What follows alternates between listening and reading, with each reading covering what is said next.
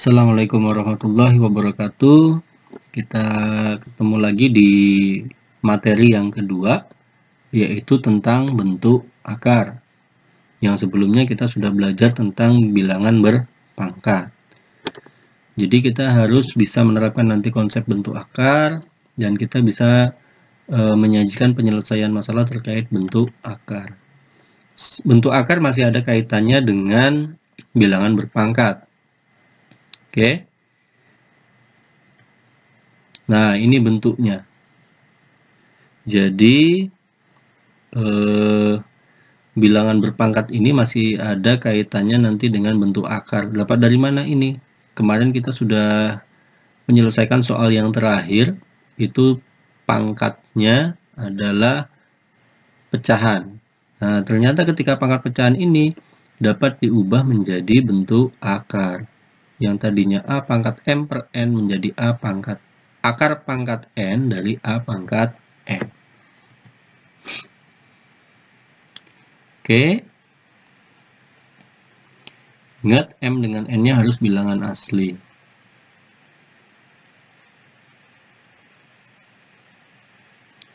Hasil di dalam bentuk akar nanti harus bilangan real. Oke, beberapa sifat-sifat bentuk akar supaya kita nanti bisa mudah memahami atau mengerjakan soal-soal terkait bentuk akar. Yang pertama, P akar A ditambah ataupun dikurang nanti ya, entah ditambah ataupun dikurang itu dengan Q akar A, itu hasilnya P dengan Q-nya boleh ditambah atau dikurang. Ini P dengan Q-nya boleh ditambah atau dikurang. Kalau soalnya ditambah ya nanti ditambah. Kalau soalnya dikurang ya berarti juga dikurang. Asalkan apa? Asalkan akarnya ini sama, akar A dengan akar A. Ya udah, berarti boleh ditambahkan P dengan Q-nya.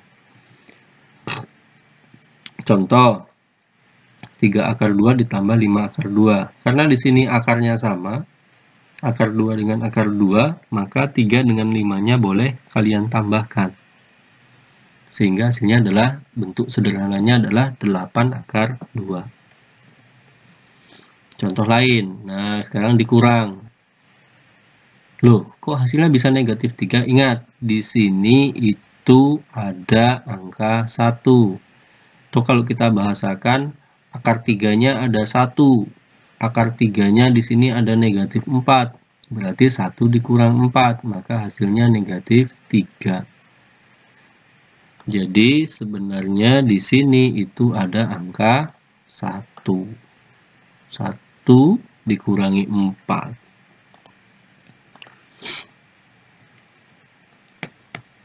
Nah, yang kedua ini bentuk perkalian. Kalau bentuk perkalian, yang di luar tanda akar itu dikalikan sendiri, yang di dalam tanda akar juga dikalikan sendiri. Kalau bentuk perkalian itu tidak melihat apakah akarnya sama atau tidak. Oke, suku yang di dalam akar sama atau tidak itu tidak berpengaruh. Kecuali di sini ada bilangan lain, mungkin akar pangkat 3, akar pangkat 5, maka kalau di sininya berbeda, itu tidak bisa. Contohnya, 3 akar 5 dikali 6 akar 2. Ya sudah, 3 dengan 6 kita kalikan sendiri, sedangkan akar 5 dengan akar 2 kita kalikan sendiri. Bagi pun sama. Jadi yang di luar tanda akar kita bagi sendiri, yang di dalam kita bagi sendiri. Ini 6 bagi 2, hasilnya 3, 12 bagi 6, itu 2.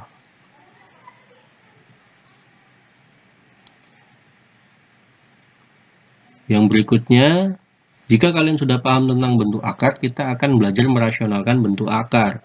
Apa sih merasionalkan itu? Merasionalkan adalah kita mengubah suatu pecahan yang memiliki bentuk akar pada bagian penyebut.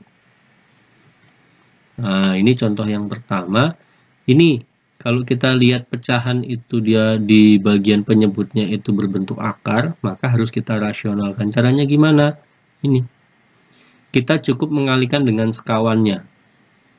Karena ini C akar B, C dengan akar B ini dikali, maka boleh kita ambil akar B-nya saja. Ada yang mengambil C akar B semua, juga silakan saja. Nanti hasilnya juga sama. Ini hasilnya. Contoh, 2 per akar 5. Nah, ini soalnya adalah 2 per akar 5. Maka nanti sekawannya ya akar 5 per akar 5. Ini sekawannya. Oke, ini sekawannya. Ya sudah, tinggal kita kalikan 2 akar 5, ya berarti 2 akar 5. Akar 5 kali akar 5, masih ingat? Akar 25. Akar 25 itu hasilnya adalah 5. Nah, yang B, contoh yang kedua gitu ya, karena ada 2 bentuk, 2 per 3 akar 5. Nah, di sini ada 3 akar 5. Yang tadinya di sini tidak ada temennya nih. Sekarang di sini ada 3 akar 5. Tetap sama, kita cukup sekawannya kita ambil akar 5 per akar 5. Kalaupun kalian ingin menggunakan 3-nya, silahkan. Nanti toh akhirnya juga disederhanakan dan hasilnya pasti sama. Yang berikutnya, contoh yang kedua. Nah, contoh yang kedua ini, kalau di sininya positif, A ditambah, maka nanti sekawannya dikurang. Jadi C kurang akar B. Tapi kalau negatif, maka nanti sekawannya positif. C tambah akar B. Ini bentuk. Nah, kita langsung ke contoh saja. Di sini ada 4 per 3 tambah akar 2. Karena di bagian penyebutnya 3 ditambah akar 2, maka nanti sekawannya itu adalah 3 dikurang akar 2. Nah, ini sekawannya. Sekawannya adalah 3 dikurang akar 2. Oke. Udah, tinggal kita kalikan 4 dikali 3 akar 2. Kalau pada bagian penyebutnya ini, cukup kita kalikan depan kali depan. 3 kali 3, 9. Tandanya pasti kurang ya. Tandanya pasti kurang. Akar 2 dikali akar 2 itu akar 4. Hasilnya adalah 2. Atau kalau akar dengan akar dikali, bilangannya sama, ya sudah. Akarnya buang, ambil bilangannya saja. Oke, 9 kurang 2, 7. Nah, ini boleh kalian kalikan ke dalam, silahkan. Bentuknya begini pun tidak masalah.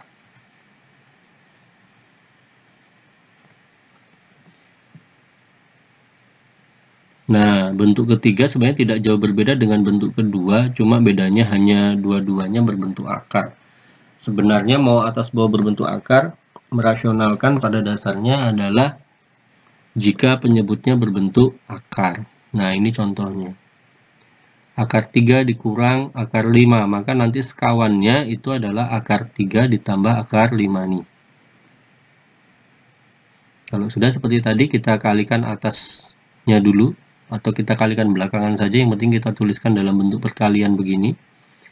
Terus depan kali depan, akar 3 kali akar 3, karena sama berarti langsung kita tulis 3, selalu kurang, akar 5 dengan akar 5, kita tulis 5. Tinggal dikurang, 3 kurang 5 negatif 2. Ini sekali lagi boleh kalian kalikan ke dalam menjadi akar 6. Ini kalikan juga ke dalam jadi akar 10 per negatif 2. Boleh. Untuk yang keempat, A tambah B tambah kurang 2 akar B, 2 akar AB, maka hasilnya adalah seperti ini. Ini jika kita ingin mengubah, menyederhanakan bentuk pangkat. Nah, ini contohnya. Nah, jika kalian sudah paham materi tentang akar, kita akan lanjut ke materi tentang logaritma. Logaritma merupakan inverse dari eksponen. Jadi masih ada hubungannya dengan eksponen. Tapi ada syarat tambahannya atau sedikit berbeda syaratnya. Walaupun nanti A-nya juga harus bilangan real sebenarnya. Di sini A-nya bilangan pokoknya itu nanti harus lebih dari 0, A-nya tidak boleh sama dengan 1, Y-nya pun harus lebih dari 0, sehingga ini bentuknya. Penulisan logaritma tidak hanya seperti ini, banyak ragamnya. Ini salah satu contoh penulisannya saja. Jadi, di sini bentuk logaritma ini, A di sini, ini namanya adalah bilangan pokoknya, atau basis. Oke, disebutnya basis. Y-nya itu adalah numerus, bilangan yang dilogaritmakan, sedangkan X itu adalah hasilnya.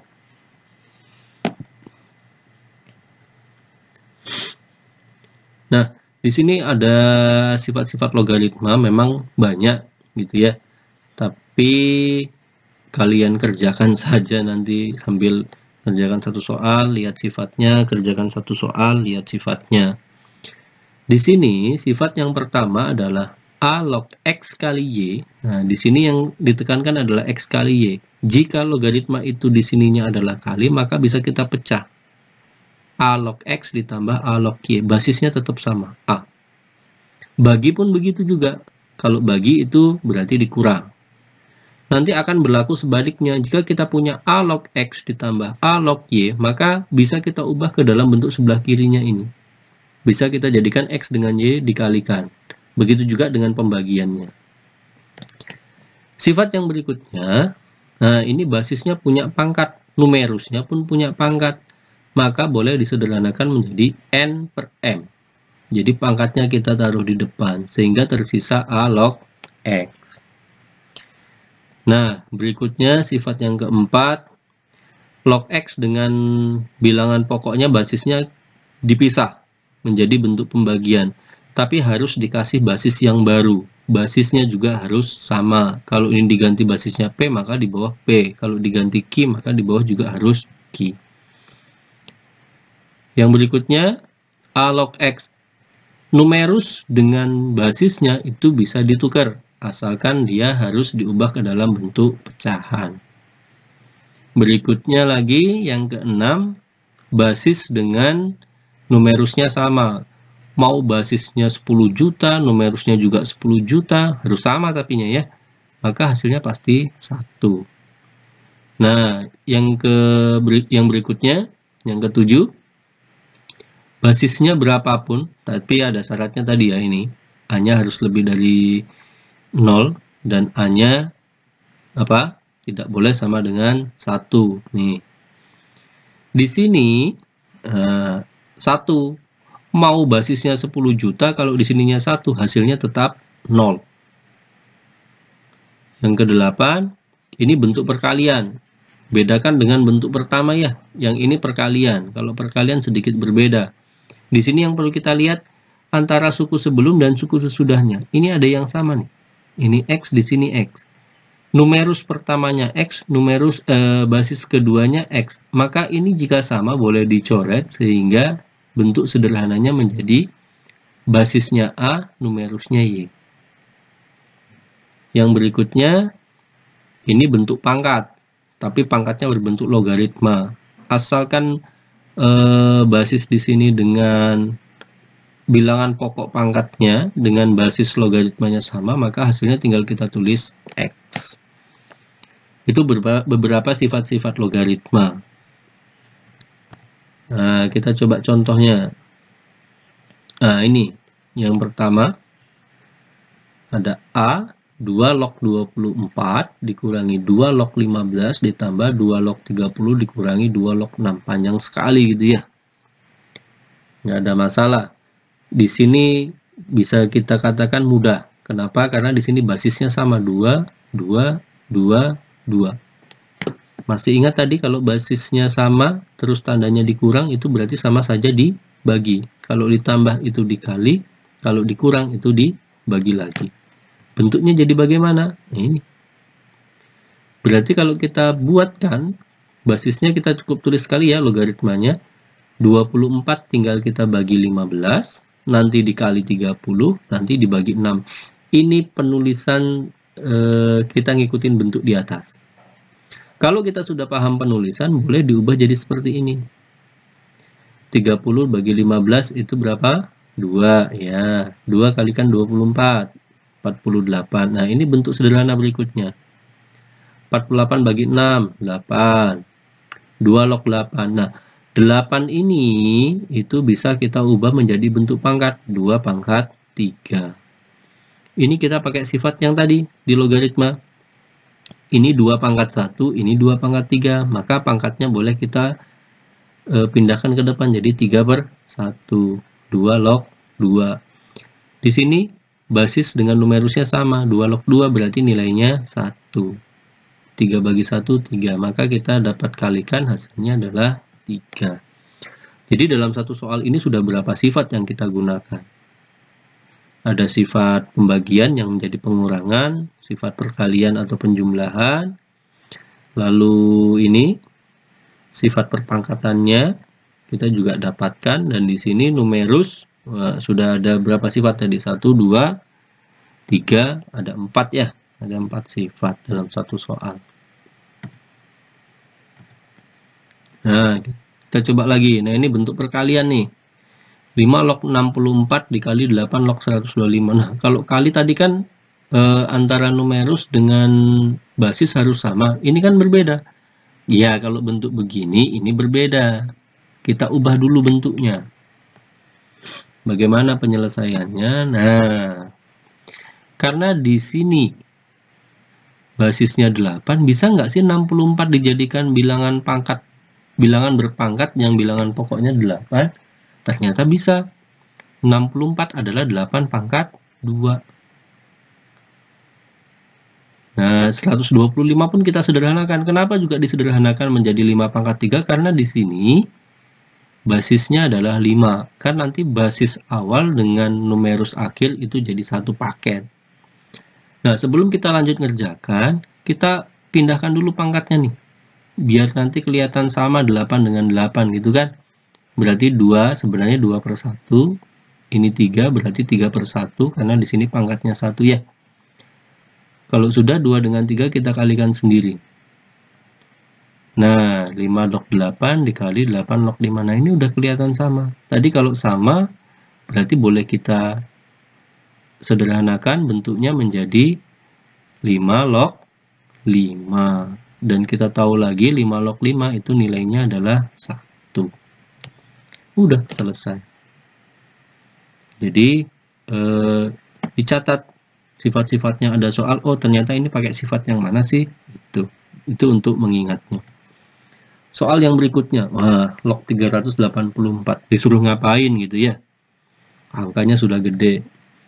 Jadi soalnya bentuknya nanti seperti ini, diketahui log 6 nya berapa, log 8 nya berapa, kita disuruh mencari log 384 nya.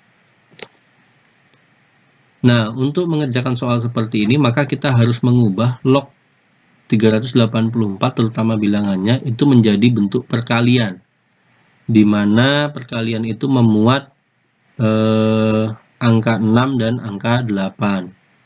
Kenapa? Karena kita cuma dikasih model log 6 dan log 8. Jadi 384 usahakan ke dalam bentuk perkalian 6 dan 8. Berapa sih? Yuk, kalian harus nyari nih 384 itu bentuk perkalian 6 dengan 8-nya gimana sih? Nah, ini dia. Kalian boleh mencarinya menggunakan itu ketika SD mencari KPK FPB, pakai pohon faktor atau yang lainnya silahkan. Jadi 384 bagi 6 berapa? Bisa lagi nggak dibagi 6? Bisa nggak dibagi 8? Dan seterusnya. Itu cara mudahnya kalau nggak mau ribet. Nah, kalau sudah ketemu dan ini ternyata hasilnya. 384 itu adalah 6 kali 8 kali 8. Karena di sini 8-nya sama, boleh kita jadikan 1. Jadi 8 pangkat 2. Nah, logaritmanya sama nih. Oke, logaritmanya di sini tanyanya kali. Tadi kalau kali boleh kita jadikan penjumlahan. Nah, jadikan penjumlahan, kita pisah. Log 6 ditambah log 8 pangkat 2. Log 6-nya tidak perlu diubah lagi karena udah bentuk paling sederhana, sedangkan di sini masih ada pangkat. Pangkatnya boleh kita pindahkan ke depan. Tadi log 6 nilainya berapa? Nih di atas. 0,778. Masukkan. Log 8 berapa? 0,903. Tulis. Kita kalikan dulu, baru nanti kita jumlahkan. Nah, ketemu hasilnya. Oke. Jadi itu materi terakhir di bab pertama kita, yaitu ada pertemuan sebelumnya tentang akar tentang pangkat atau eksponen, dan yang kedua saya gabung antara akar dengan logaritma. Jadi materi bab 1 habis. Silahkan kalian coba latihan-latihan yang saya berikan, cek di Google Classroom-nya. Kalau ada tugas ya silahkan dikerjakan, itu sebagai penilaian saya kalian memahami tidak materi yang saya sampaikan. Nanti kalau ada pertanyaan silahkan tanyakan di Google Classroom. Semoga cepat bertatap muka kembali gitu ya. Terima kasih dan mohon maaf. Assalamualaikum warahmatullahi wabarakatuh.